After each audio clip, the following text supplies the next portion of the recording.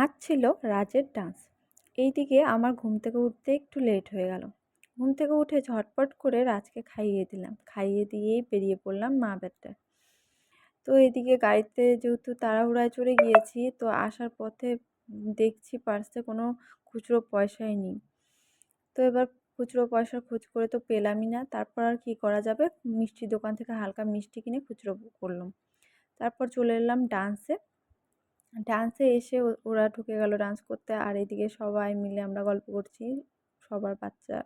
সব বাচ্চার মায়েরা এখানে বসে আছে। তো তারপরে ডান্স থেকে বেরিয়ে চলে এসেছিলাম লেসের দোকান থেকে একটু লেস কিনতে। তারপর লেস কিনে দিয়ে দিলাম, বাড়ির পথে রওনা। বাড়িতে এসে ওদেরকে খাইয়ে দাইয়ে ভাতও করে নিয়েছি, আর ভাত করে আমি খেতে বসে পড়েছি একাই, কেননা ওর বাবা বাইরে থেকে খেয়ে আসবে বলে দিয়েছিল।